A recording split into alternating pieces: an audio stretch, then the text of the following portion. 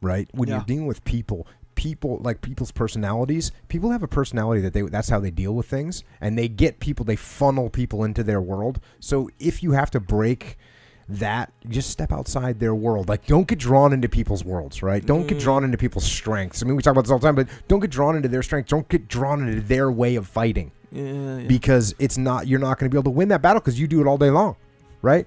So just come at them from a different angle, usually disarm them somehow instead of being confrontational. This is just normal stuff, but instead of being confrontational with somebody, take a little flank and maybe, massage their ego a little bit.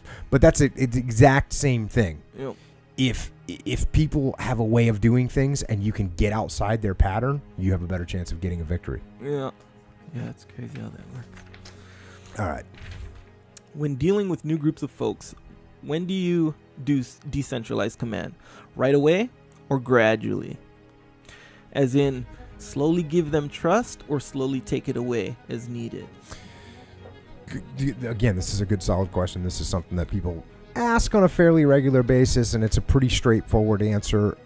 Okay, you can't obviously just right away just give people full autonomy, because you have to build it up somewhat incrementally, give them the opportunity to be on their own now. And what you're really building with decentralized command is you're building trust, and that's what you're trying to do. And as I've said before, the best way to build trust is to give trust.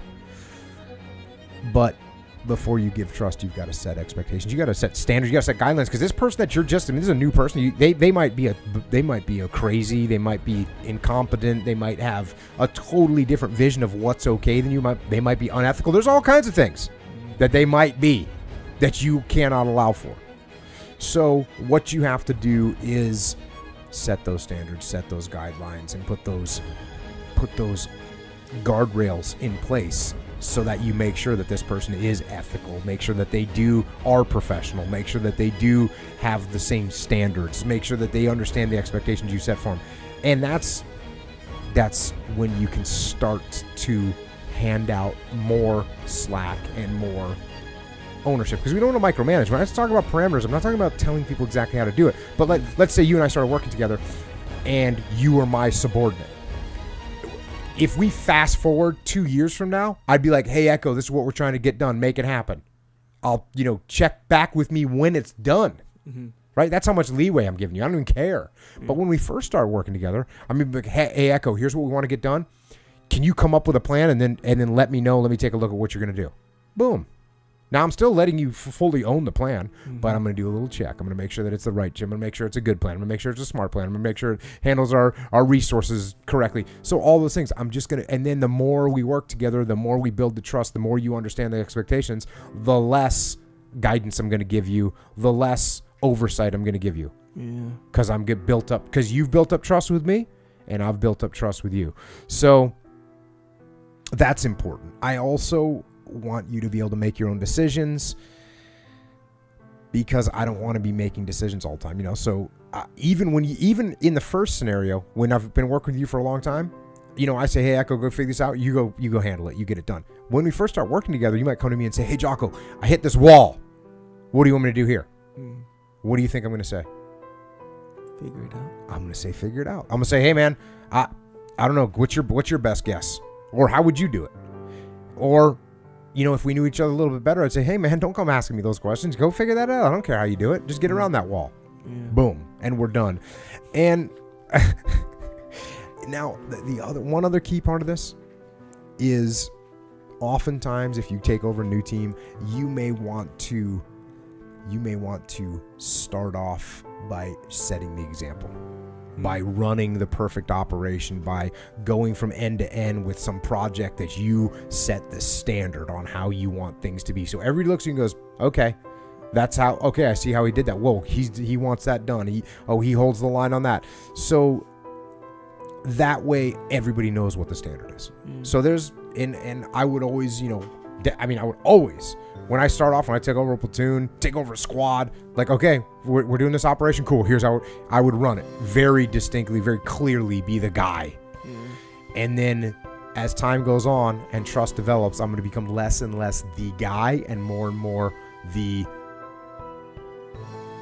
the decentralized leader that's stepping back and letting the frontline troopers lead. That's what I'm going to try and make happen. As always, when you do start with a new group, it's real easy. Be humble, listen, take advice, ask questions. Ask good questions about things that if there's something you don't understand, ask the question, no big deal. Make the slow incremental changes like Hackworth talks about in Steal My Soldier Strategy. He's going to change 2 things a day. Not going to change the whole world overnight. Can't do it. So he's going to change 2 things a day. That being said, he also did some major. Remember, if you remember this Hackworth, he gets in there and the guys have radios and they got guitars and they got all this stuff. And he goes, yeah, put all that stuff in the middle of the compound. It's out of here tomorrow. Right? That was a major change. Mm-hmm. So he went and kind of shook him up a little bit. But then he goes, okay, now I got to go the long war. I'm going to change 2 little things a day. And that's what he did. So sometimes it's a combination of those 2. Sometimes you got to send a little shock value. Like, hey, new sheriff in town. That's what they used to say in the SEAL teams. A new commanding officer would come over. If he would do, a lot of times they do something to assert their presence. Mm-hmm. Like, hey, I'm here now. No more parking in the back lot. You know what I mean? Or, sure. Hey, new SEAL, I just took over. No more wearing this uniform to this place. Okay. So everyone go, okay, new sheriff in town.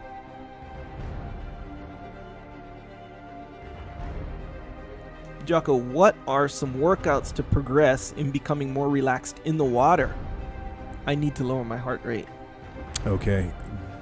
Again, this is a good question. It's actually a little bit of a universal question. That's why, again, I like to take questions that apply universally to multiple things. Becoming comfortable in the water is very important. Water makes you better. Water makes you a better person. And I'll tell you, I've said this before, in the SEAL teams, one of the things that makes us good in the SEAL teams is we have to deal with water, and water is a pain in the ass. It ruins things, it floods things, it stops things. It stops guns from working, it stops radios from working, it stops humans from working. You drown in it.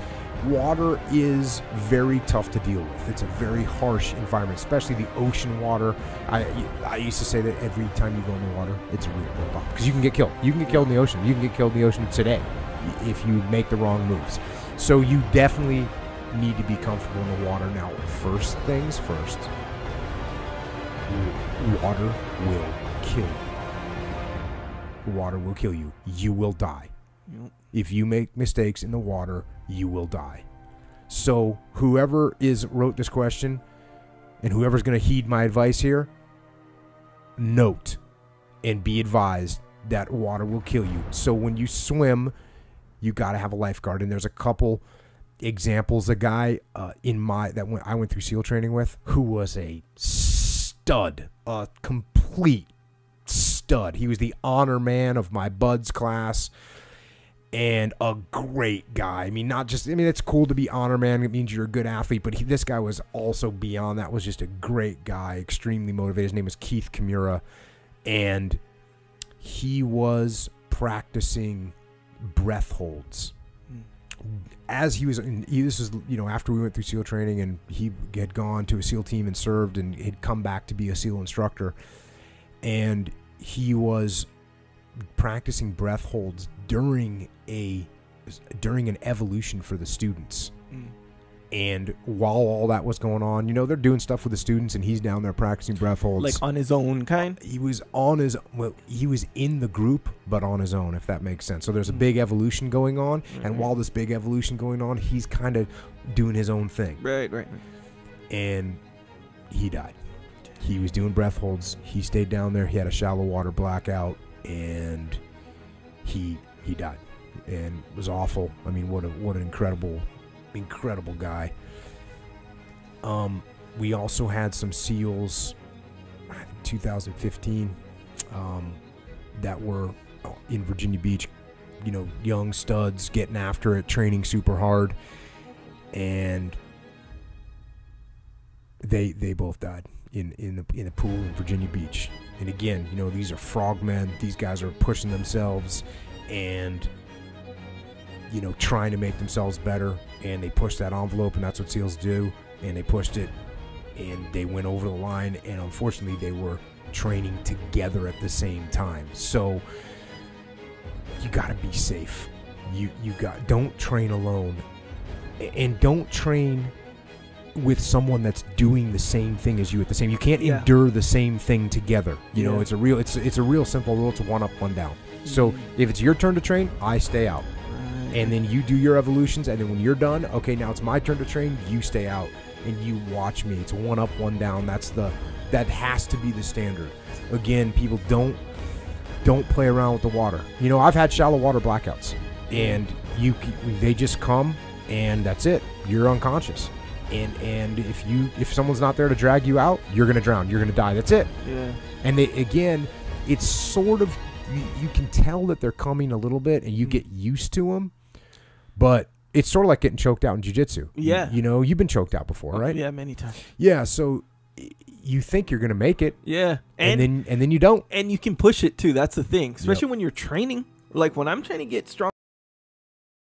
You want to be, if you have some fight in you, you know, you want to be able to fight, you know, so you push it a lot of times, especially when you have experience. You push it a little bit, and then sometimes, because you just got to go, you can feel the blackout coming, but once you go right past that point, you can't tap anymore, and you go out. Jiu-jitsu's safe, because usually the guy can feel you go out and they let you go, but bro, in the water? It's like, you know what the event horizon is in a black hole? Yeah. There's a line. If you go over that line, you're done. And that's exactly what happens with your consciousness.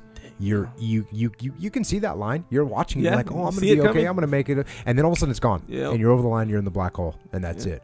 So be very, very careful when you're doing this. Always have a swim buddy, swim with a lifeguard, all that stuff. Now, back to the question, beyond the safety portion, is how do you get more comfortable in the water? You spend time in the water. Swim, surf, spear fishing, snorkeling, scuba diving, survival floating, breath holds, treading water.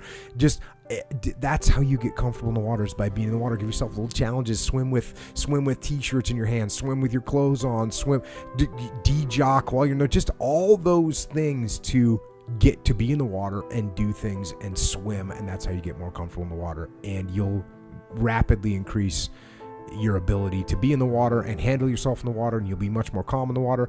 And the reason I said this is a universal question is because it's the same thing with just about everything else that you're going to do. It's the same thing with swimming. It's the same thing with doing you want to get good at pull-ups? Do more pull-ups. You want to get better at public speaking?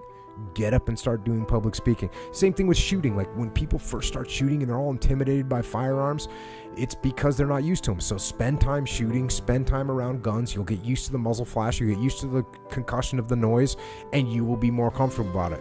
So that's what you need to do in the water. You spend more time in the water, and you'll get better at it. You'll get more comfortable. What's the dichotomy in having an ego?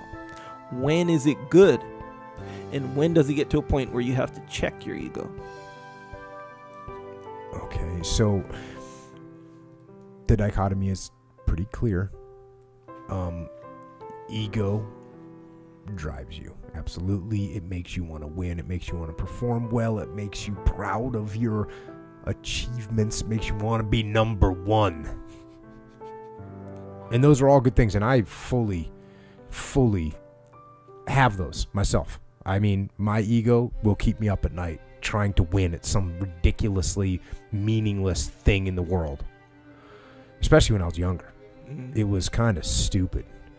But the ego can also get you in trouble really, really quickly.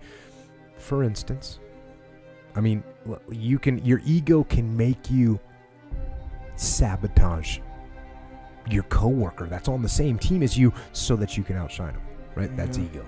You can vote down a better plan, because that plan isn't yours. That's your ego. You can chase some material items, something that you don't really need. Maybe in some cases it might even be something that you don't actually even want. And it's just fueling your ego, which is a really bizarre thing to see. It can make you step on your subordinates, right? It can make you undercut your peers because that ego flares up. Your ego can make you dig in dig in on some stupid ideas that you've had. Those are the kind of things that ego do, and all those things are negative. So that's pretty clear to me where ego starts going sideways. And I would say, even though like my ego always fueled me to want to win, but I never was that out of control where I was like screwing people over because I wanted to win. No, I wouldn't do that. That wasn't part of my personality. I'm not that. Plus, I was never really naturally good at much, so it wasn't like I was gonna win. The only way I could beat people and things was by outworking them. Yeah. Other than that, it would be hard for me. Yeah, usually that kind of person who, like you, well, the two kinds of people. One who is down to like screw someone over or basically cheat. You're cheating is what you're doing. It's like, I want to be here. They don't necessarily want to quote unquote win, because if you cheat, it's not really winning. That's you know, the whole benefit of winning is like overcoming certain things, you know. But when you cheat, it's like, you're not, I mean, you cheated, you know, whatever. So it's less about, it's more about you understanding really what winning is, and that's what you like, the winning, you know. Yes. That's why. So like people who undermine, you know, cheat and do this stuff, it's like they don't want to win. I'll give you a good case in point. When I remember when I was going to SEAL training, there was guys that would like brag about it. They were going through the same SEAL training class as me, same BUDS class as me, but they would like brag about it, and like you could hear them talking to, let's say, some random person. Like, yeah, I'm in SEAL training. I wasn't bragging about that. I was like, hey man, I'm lucky I'm here. And I realized that a lot of those people quit because they were comfortable. They just being able to say like SEAL training, they were already good with it. They were like, oh yeah, I did what I'm supposed to do. Yeah. So me, I didn't want to do that. Right. I didn't want to say anything until I made it through. Yeah. And so, So what I'm saying is, similar to what you're saying, they were satisfied just by being able to throw that out there. Right. That was enough for them. So for someone that's willing to cheat and win, or they're willing to step on someone, man, that doesn't feel good to me. That's never felt good to me. Like if I got to step on someone, I don't even want it. I don't want that victory. Don't want it.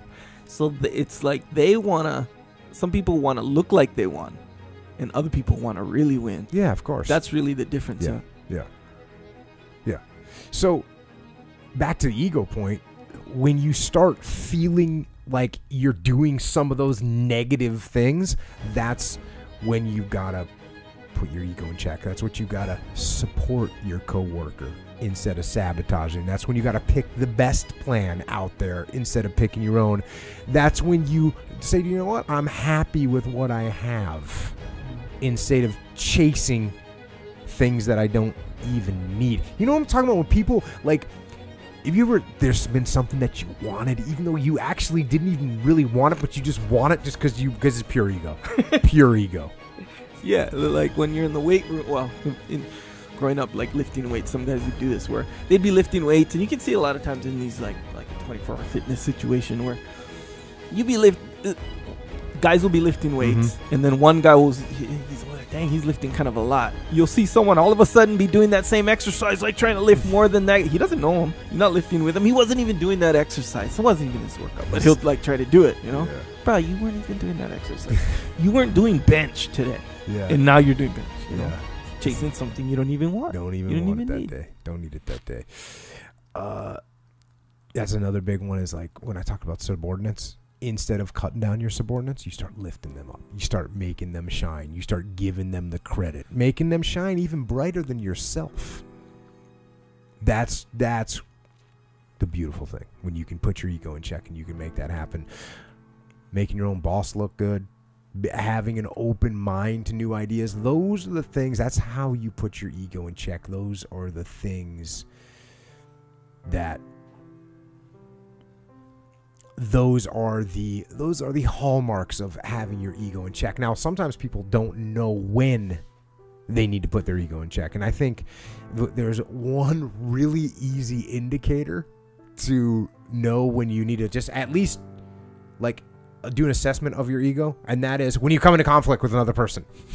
Because a huge percentage of conflicts that you have with other people are ego. Yeah. Are their ego.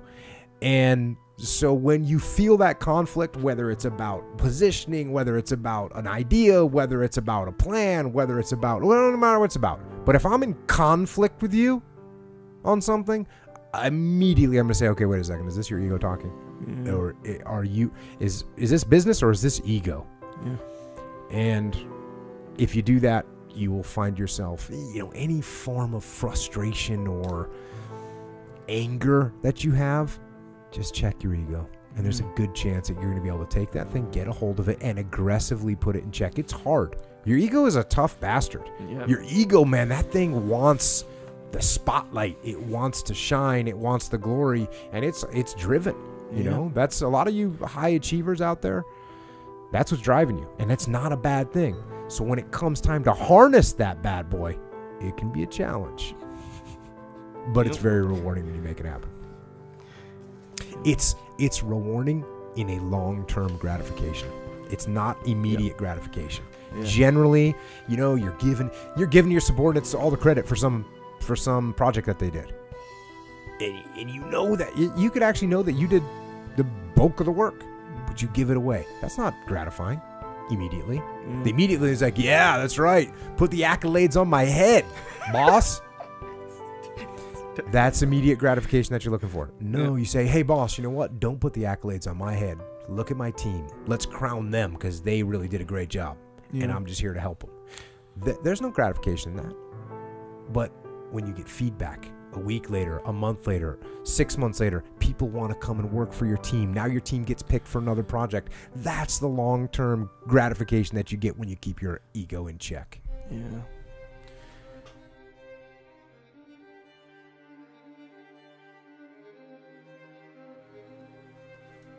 So this is an example. I don't see this all the time, but I do see it sometimes. And what we have here is, clearly, guy steps up and says, you know what, I'm going to take ownership. I'm going to take extreme ownership, which is what I'm always encouraging people to do. Leif and I wrote the book. We called the book Extreme Ownership because that is the fundamental principle that we see as the common trait that makes people successful when they're taking ownership instead of blaming other people. So that's what this guy did with the roofing company. Hey, I'm going to take ownership of all the mistakes. Now, the problem there is with the concept of extreme ownership, it means taking ownership of the mistakes, taking ownership of the problems, but it doesn't stop there. That is simply where you start, because the real true ownership that you need to take is you need to take extreme ownership of the solutions, of implementing the solutions, of creating and implementing the solutions. That's what you need to take ownership of. So in a situation like this, like for instance, I took ownership of everything, so my team became entitled. Now, first of all, in that statement in its own right, if I say, hey, we failed because my team became entitled, what did I just do? I blame them for becoming entitled. Why did they become entitled? I allowed them to. What am I going to do to solve that? I either have to change the way I'm treating them. Maybe there's a couple cancers in there that have that attitude, and I need to fire those people or replace them or get them retrained or put some ownership on them so that they realize, I'm going to lose my job if we're going to fail this mission, or the company's going out of business if I don't do this right. So that's the mistake there. So you've identified the problem, you're taking ownership of it. Hey, we got to make sure we get our jobs done on time. Okay, boss, well, you didn't order the gear in time and you didn't do this and now we're behind, so it's not our fault. And by the way, pay me. If that's the attitude your employees have, you got a problem as a leader. So what is the problem? How do you fix that problem? The thing is about ownership is taking ownership of the problem doesn't fix the problem. Right? It doesn't fix the problem. You still have to come up with the solution. So that's what it is. When we talk about extreme ownership, we're definitely not just talking about owning the problems, but like I said, owning the solutions and owning the implementation, and actually carried to its furthest stretch to its furthest outcome. That's where you have to take extreme ownership of, and this is the most important part. And obviously I need to make this clear enough because this should be something that everyone fundamentally understands when they talk about extreme ownership. The most important part for you to own as a leader is the outcome, is the end state. If you are not meeting your end state, that's what you have to take ownership of. That's what you have to make happen. So that's it. You know, when your company's not doing the right thing, yeah, you got to take ownership of the mistakes that happen. You got employees that are acting wrong. Yeah, hey, it's my fault that they're acting wrong.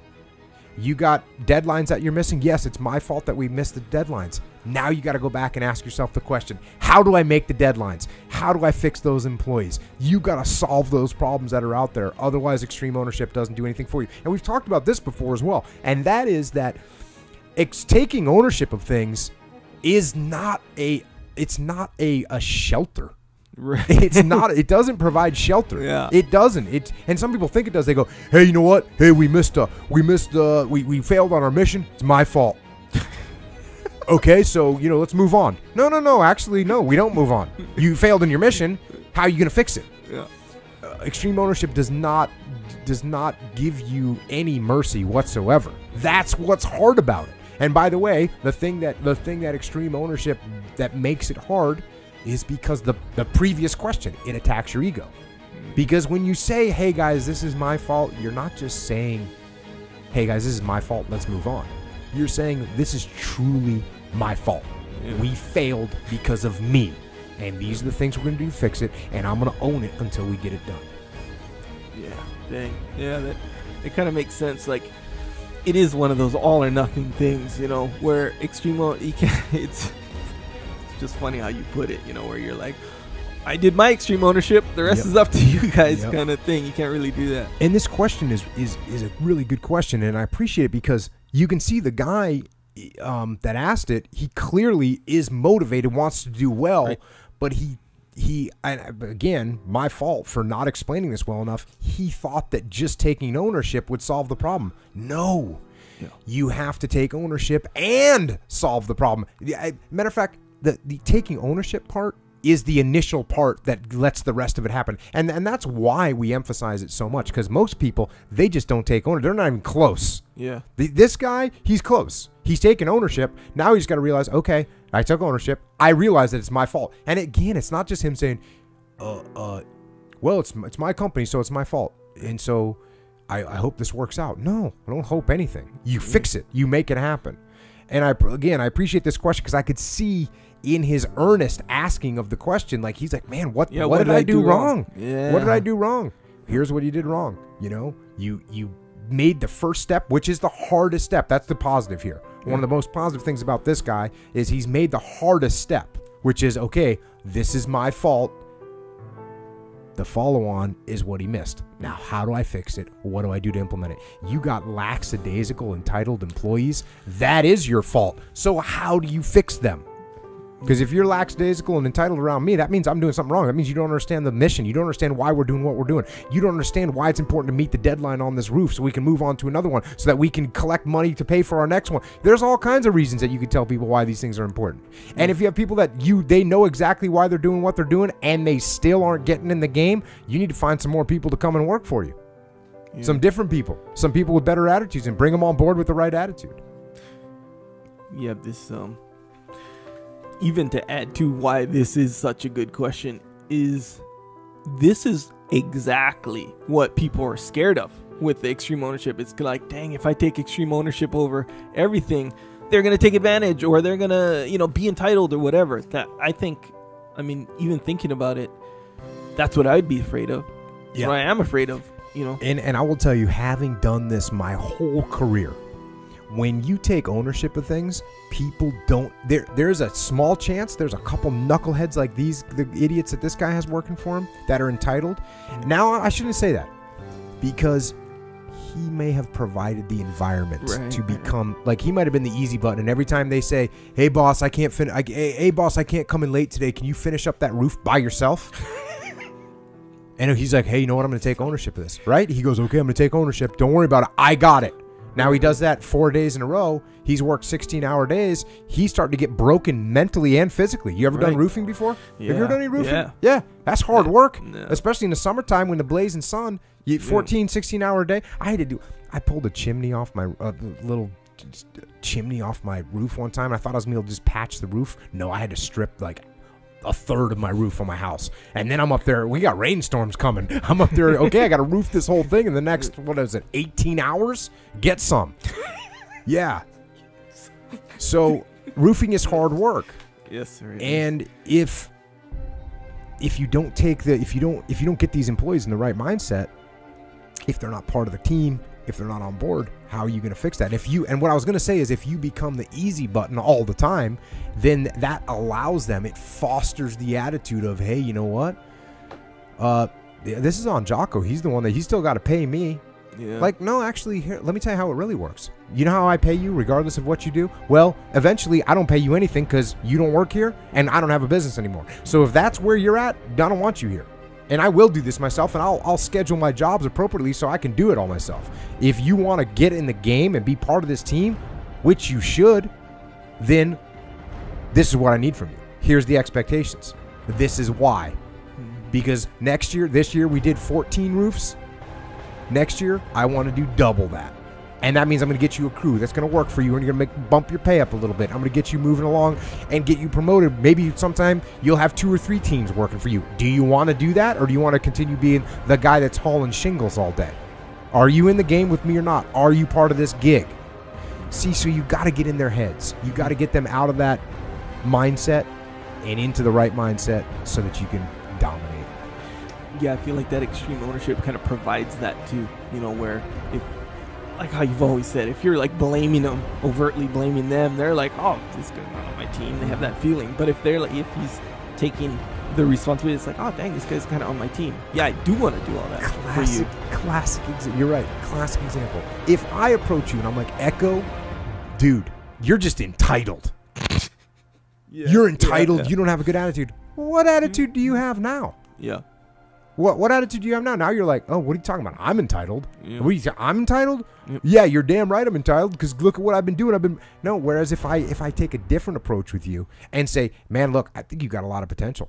You know, I think you got a lot of things going on at home, and I know you got that girlfriend, and I know you're doing this and that, but you know what? I think you got some potential here. Let me show you what it's going to lead. You know, I know you don't want to be carrying shingles for the rest of your life and on your knees smacking nails, right? But maybe you could be running a crew. And this is how I want to grow. Do you kind of want to get in the game with me? Because I think you might. You see what I'm saying? That's all it takes. You understand me. Yes. Yeah.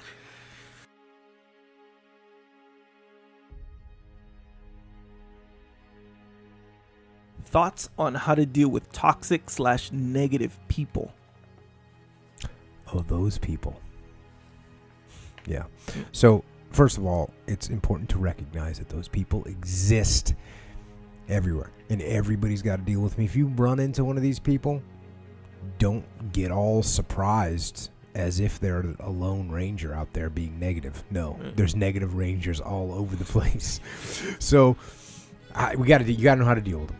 And it's so when you're dealing with someone like that, first of all, confronting them, of course, as you can probably predict, is not usually the best option, because all you're doing is you're attacking their heavily defended position, which is not good. So one of the techniques that I use when dealing with these kind of people is I absorb their critiques, I absorb their toxicity, I absorb their negativity. Now, obviously, this takes a little bit of strength, right? You can't be taking stuff personally. You have to, in order to learn how to absorb things, you gotta say, okay, I'm just doing this for the team, right? But it looks like, for instance, when they say, oh, this is horrible, I don't say, no, it's not horrible. I don't just go right back at them. I say, yeah, you know what? We definitely got some room for improvement, right? So I kind of just deflected it, and I kind of just absorb it, right? Absorb it a little bit. Because what they want to do is they're lashing out, right? They're throwing the negativity. They like those explosions. They like to see it hit something and blow up. That's what they're doing. That's how they roll. So you're going to absorb. You're going to catch it and pull it in, right? So when they're like, oh, we can never do this, I don't say, we can absolutely do this. No, because you're going to create the explosion that they're looking for. Instead, I'm saying, you know what? We might not be able to do it, but I'm going to give it a good solid try. I'm going to try and make it happen, right? So we're just deflected it a little bit, and they're going to throw you some other negative thing. And, you know, if they say, oh, this is stupid, I don't say, no, this is the most brilliant thing I've ever seen. I don't do that. Don't go head to head. I'm going to say, you know what? There's definitely some room for improvement the next time around. You're right, 100%. Ooh, yeah, you just got deflected. And those reactions, they disarm these ultra negative people. And it kind of takes their fight from them. And it also makes them look like emotional extremists. So with the group, right? When somebody calls that out in the group, and they're coming across all extreme, and you just absorb it and negate it a little bit, it negates their view, or I shouldn't say negate, because negate means like totally cross out. When you just absorb it and deflect it a little bit, the rest of the team goes, oh, yeah, you know, oh, Echo, he's just super emotional. He's a negative. They see him for what he is, which is helpful for you, right? And then once I'm done absorbing their attacks and taking some of those shots, no big deal, then I'm going to start to override them somewhat with some positivity, which is going to be directed at them, right? So they were all negative, but I'm going to say, hey, what you did there really worked well. Or, you know, hey, you good job on that. I don't know, I never could have figured that out like you did, right? So I'm going to start getting in their head a little bit and start filling their head with some positive stuff. That's right. That's what I'm going to do. Man, you figured that out better than anybody. Nicely done. And I'm bringing them from the dark side over to the light. That's what I'm doing. I'm bringing them over. And actually, I used to have the funniest, one of my favorite guys in the SEAL teams. He was my first deployment to Iraq. He was the senior enlisted guy in our task units, and actually we're just bros. But when one of us would start getting a little off the reservation on something, like getting all addicted to some idea or something, the other one we would be looking like, I'd be telling him like, we need to do this and this is bullshit, we need to do, and he'd look at me like, he'd be like, Jocko, come back, come back to the light, come on. We're over here, it's okay. We're all going to be okay. So when I would start getting negative, he would start pulling me back to the light, right? And same thing with me, with him, he would get all, you know, matter of fact, he's the guy, remember when we talked about, well, simplify, repeat, that guy? No, simplify, amplify, and repeat. That's him. That's him. He would also have to bring me back from the dark side, and I have to do it to him too if he started getting a little too negative. Good times. But the last thing I want to do with someone that's being super negative is I want to give them some ownership. I want to give them some ownership, some ability to make changes, some ability to have some kind of a positive impact on the mission. So I'm going to pick something that I think they can step up and handle, right? Something that is within their grasp and realm and ability, and I'm going to give it to them. And then I'm going to give them, I'm going to kind of overload them with help and with assistance and with guidance to make sure that they win. And that's going to start spinning them in a more positive direction. Yeah. So that's my way to deal with the big negative people out there. Just absorb and slowly counter. I like that how you're maybe like, hey, I like how you figured that out. And I said this before, but a good one is to be like, to say, hey, that's what I like about you. You're real, whatever, XYZ, you know? You get that feeling like, because people said that to me, that's what I like about you. You're real, whatever, you know? And it makes you want to, like, continue to be that, you know? And you're like, hey, he thinks I'm, you know, a problem solver. So I'm gonna be aware and continue to solve problems, you know? You put the self-fulfilling prophecy in their own head. Yeah. The positive things that you want them to do. Yeah, exactly. Yeah, that's good times. Jocko. Next question. Next question. Let's do it. I'm an INTJ personality. My drive/ideas often cause friction with superiors. How can I use my strengths without creating division? Okay, so for this one, I kind of had to look up this stuff to remember exactly what it was, and the INJT or INTJ stuff is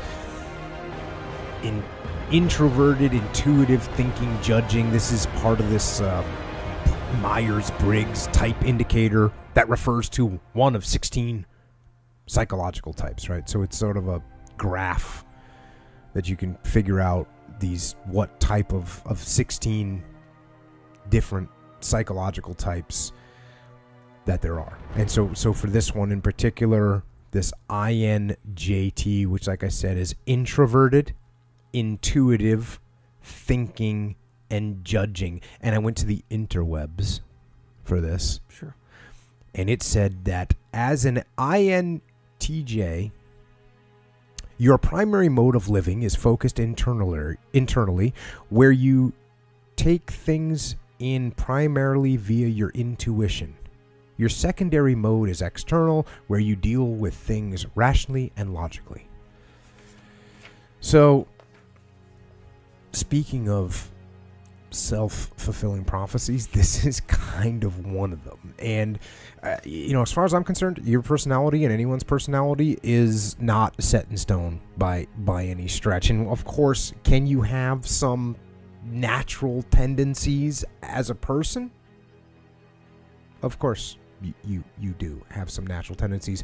And if your brain was on autopilot, you would steer towards those personality traits even more. But luckily, our brain is not on autopilot, and you have your hands on the wheel, and you can control your mind, and you can, in this case, step back and get a grip on things that, according to the question, that cause friction, right? If as an INGAT you are supposedly too demanding, and these are little quotes that they had, if you're too demanding or not open to other people or not open to other ideas, here's what you do. Real simple. Get less demanding. Right? If you have a hard time listening to other people, listen to other people. If you, and this was another quote I got from the INJT personality matrix, if you are supposed to have a low tolerance of emotion in others, then get more tolerance for emotions in others. This isn't hard. You identified what the issues are. You've heard me say this all the time. Listen to other people, treat them with respect. These things are not doing that, so do them. That's really simple. There's no reason for you to fulfill this prophecy of being a person that's not open to others' ideas, a person that has low tolerance for other people. There's no reason for you to be overly demanding. You don't have to be this way. Just because that's your personality type, allegedly, that doesn't mean you have to be that way.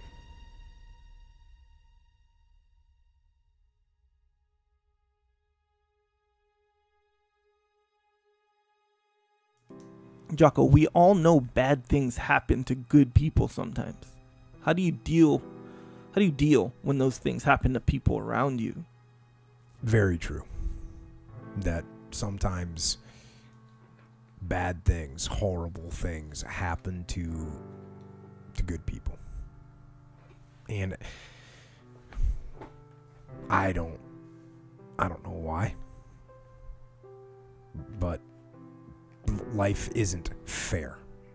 That's the reality. And disease, like cancer and MS and horrible diseases and accidents and these things, a good person in the wrong place in the wrong time can end up just a victim of fate and of reality.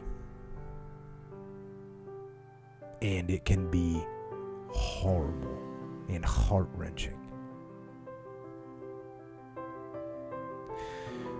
But when those bad things happen, to people around you, what are you going to do?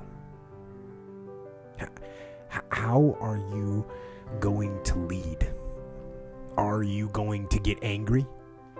Are you going to get frustrated? Are you going to lash out at people? Who are you going to lash out at anyways? Are you going to start going down the spiral of negativity? Are you going to let this horrible situation dictate the way you feel and the way you handle it? Are you going to fall over and fall down and fall apart?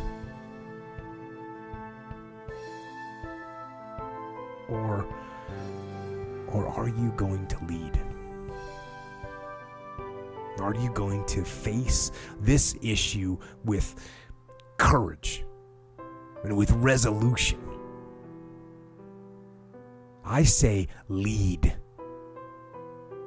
Lead. Step up to the challenge. Be the one that other people look to. Absorb that impact. Absorb that negativity. Draw fire. Draw fire. That's when a member of a platoon, for tactical reasons, steps into the open to draw enemy fire. Maybe to give another part of his team the chance to move or distract the enemy. But that's what I say. Draw fire. Bring that pain to me. I can handle it. When maybe others cannot. When bad things are happening, I am going to try and be the one good thing. The thing standing tall that can be relied upon.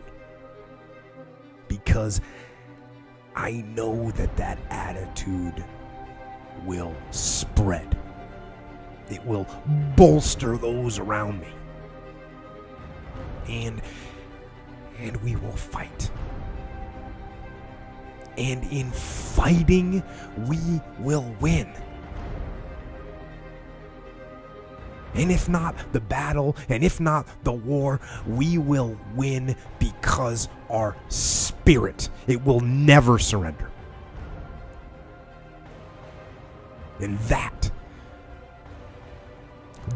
is the ultimate victory. To hold your head high, and even in the face of inescapable defeat, to stand and to fight. That is to win.